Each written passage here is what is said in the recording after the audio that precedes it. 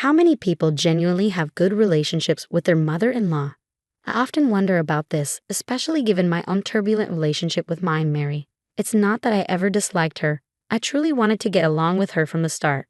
But ever since my husband and I got married, it feels like Mary has been twisting my intentions, making it difficult to build the connection I hoped for.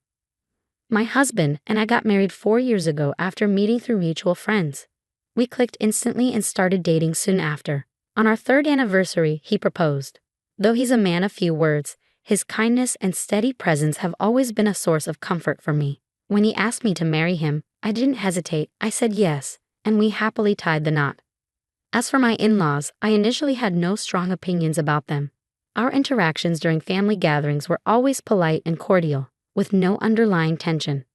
I assumed that as long as we maintained a respectful distance, we'd get along just fine. Then came our first Christmas as a married couple, and that's when the trouble began.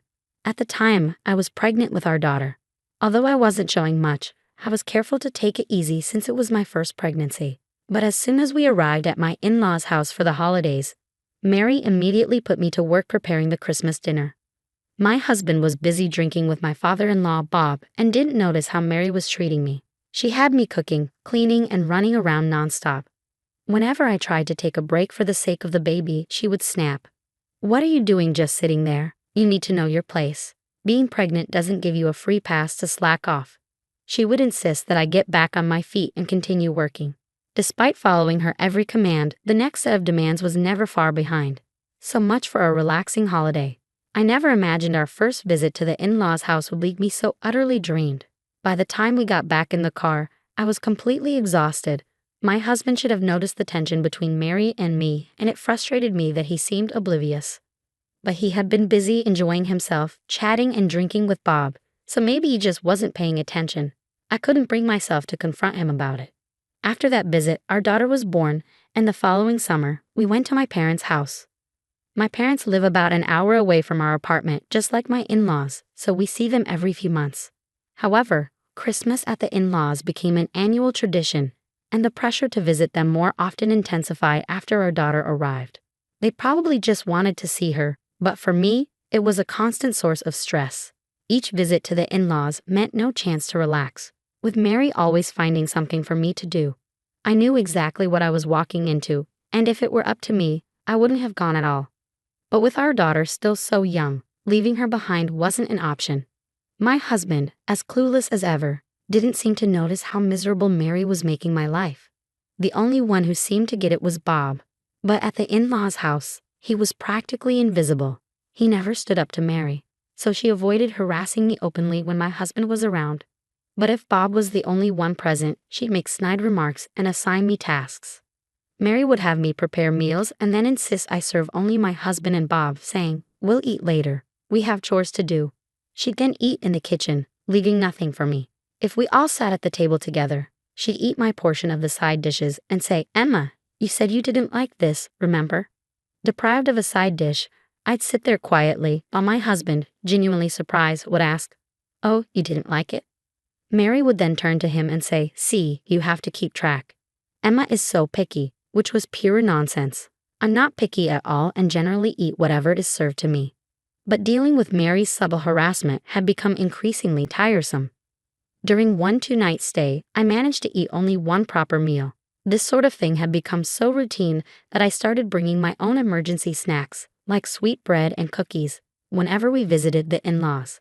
I would quietly eat them in the kitchen afterward since no meal was prepared for me anyway. When Mary noticed, she would mock me, saying, "Isn't it a bit much to bring your own food? Shouldn't a daughter-in-law show some restraint?" By then, I had learned to tune her out to some extent. While her comments still irritated me, I no longer felt like a failure as a daughter-in-law. This pattern continued for several years after our daughter was born. By the 5th year of our marriage, I was pregnant with our second child. As usual, we went to the in-laws' house for Christmas, but this time, my husband was acting a bit differently. As soon as we arrived, Mary was on me as usual. "Emma, can you help with the Christmas dinner?" she asked, knowing full well that helping really meant doing everything myself. I agreed, saying, "All right." But then something unexpected happened. My husband, who normally would have started drinking with Bob right away, seemed to have been paying attention to our conversation. "No, Emma can sit this time." She's pregnant with our second child, he said kindly. When I tried to protest, he sharply interrupted. Just sit down. I was shocked to see him so angry. It was completely out of character for him. Just as I was about to sit, Mary chimed in. Look, things go faster when women handle these tasks. Emma helps me every month, so just sit down, okay? Come on, Emma. Feeling powerless, I complied, unable to do anything else. As expected, I ended up being bossed around by Mary, but today felt different. My husband was acting strangely. As we headed to the kitchen, he followed us. Once there, he asked, Mom, where's Emma going to sit? You're going to help too, right? Mary, trying to keep up appearances, quickly fetched a chair and placed it in front of me, saying, Here, sit down, Emma. You're pregnant after all. Her tone was uncharacteristically kind, and my husband just stood there, silently observing. Although he didn't interfere, his watchful gaze made Mary restless. Trying to get rid of him, she suggested, Why don't you go have a drink with Dad? But my husband didn't budge. Then, our daughter started fussing, catching Mary's attention. Listen, Betty's crying. Go soothe her, she urged. Finally, my husband left the kitchen. The moment he was out of sight, Mary sighed and said, Oh, I'm tired, Emma. Just finish the rest yourself. Stand up.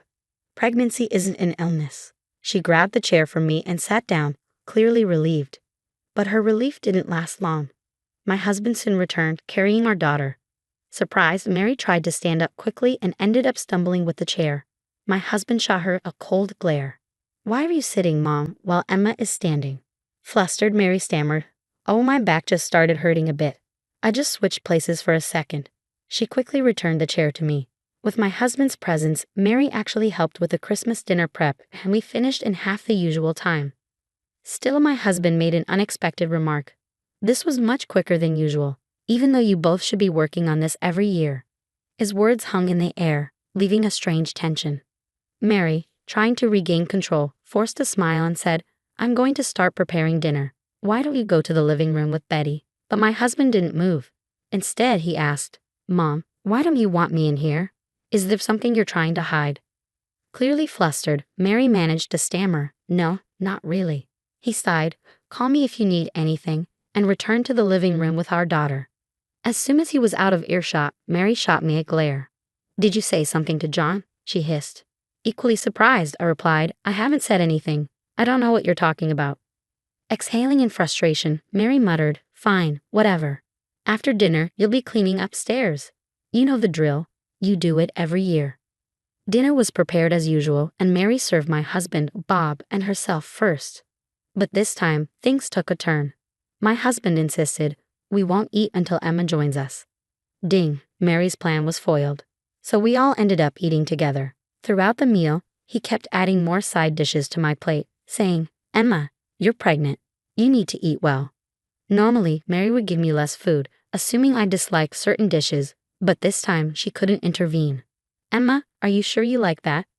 You don't have to force yourself to eat, Mary said, trying to snatch the dish away from me. No, I replied firmly. My husband interjected, Emma eats what's given. It's better for the baby if she doesn't have food preferences. His tone left no room for argument, and Mary, for once, couldn't say anything more. After dinner, as usual, I was about to start doing the dishes, but my husband stepped in. I'll do it today, Emma. You sit down. He took the dishes from my hands and headed to the kitchen. Mary, seeing this, leaned in and whispered, Letting John do that? You're a failure of a daughter-in-law. Go clean upstairs. I didn't want to be in the same space as Mary, so I started to head upstairs when my husband stopped me. Emma, where are you going? Caught off guard, I hesitated, and before I could answer, he asked seriously, Did Mom tell you to do something? Oh no, I stammered, but before I could say anything else, he took my hand and led me back to the living room. He looked angrier than I had ever seen him before. In front of Mary and Bob, he spoke up.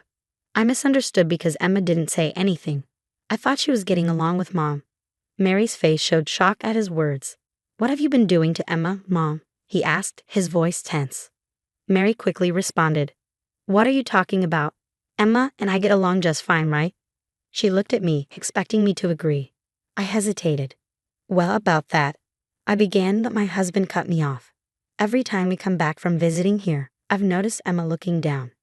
I was concerned but didn't press because you always seem cheerful, Mom. You haven't been harassing Emma, have you? Mary's face flushed with anger. I haven't done any such thing.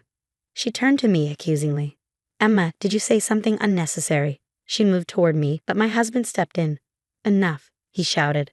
I've always been treated well by Emma's parents, so I assumed you were kind to her as well. Mom. But Emma looks miserable every time we leave here. He paused, his voice softer but filled with emotion. It's true that being at my parents' house might make her feel a bit uncomfortable, but that goes both ways. Yet I've never felt unhappy when I'm at her parents' place. They're really good people. Tears welled up in his eyes, and seeing him like that, I couldn't help but tear up too. My husband turned to Mary, who was visibly uncomfortable, and asked, Mom, can you really face Emma's parents like this? Can you honestly say you treat Emma well? At that moment, Bob stood up, breaking the tense silence. I'm sorry, Emma, he said, his voice heavy with regret. I noticed that Mary had been distant with you, but I didn't say anything. I'm equally at fault. I'm truly sorry. Upon hearing this, my husband turned to Mary and said, Mom, you should apologize to Emma too. While saying sorry won't fix everything, it's a start.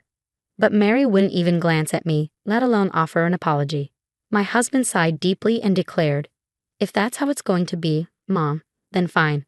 We won't be coming back to this house ever again. Mary was visibly shocked. That's not fair, is it? She pleaded, but my husband ignored her. He began packing our things, while Mary broke down in uncontrollable sobs. Not even Bob offered her any comfort. Let's go, Emma, my husband said, picking up our daughter and calling to me. Mary collapsed on the floor, crying, and Bob sat silently, head down. With the tension thick in the air, we left my in-laws' house. Since then, Mary has tried to call my husband multiple times, but he has blocked her number. He's severed all ties with his parents' home and hasn't returned. Instead, we've been visiting my parents more frequently. At first, my parents were puzzled by the increase in visits, but they welcomed us warmly each time. My husband often remarks, Emma's parents are truly wonderful people. He seems to feel guilty about the difficult times I endured at his parents' home. But I'm no longer concerned. I feel stress-free now that we stopped going there. In the end, I owe my current happiness to my husband's decisive actions back then. I'm truly grateful. From now on, I want to focus on creating many happy memories with my husband, our daughter, and my parents, and continue walking a joyful path in life.